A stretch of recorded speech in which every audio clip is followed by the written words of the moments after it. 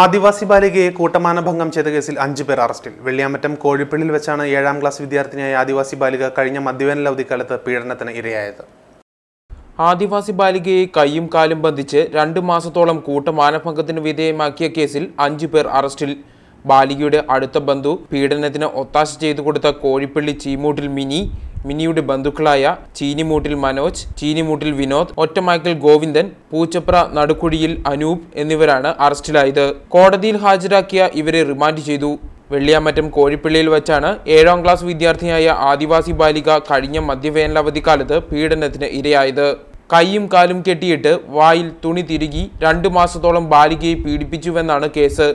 കേസിൽ 4 പ്രതികൾ കൂടി പിടിയിലാകാനുണ്ട്. ഇവർക്കായി അന്വേഷണം ഊർജിതമാക്കിയതായി പോലീസ് പറഞ്ഞു.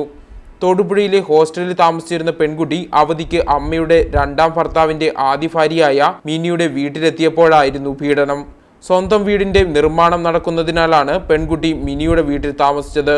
പീഡന വിവരം പുറത്തു പറഞ്ഞാൽ കൊന്നുകളയുമെന്നായിരുന്നു മിനിയുടെ ഭീഷണിയെന്നും പെൺകുട്ടി മൊഴി നൽകി. സ്കൂളിൽ നടത്തിയ കൗൺസിലിംഗിനിടെയാണ് പെൺകുട്ടി മൃഗീയ പീഡനത്തെക്കുറിച്ച് മൊഴി നൽകിയത്. BBC news Thodupuzha.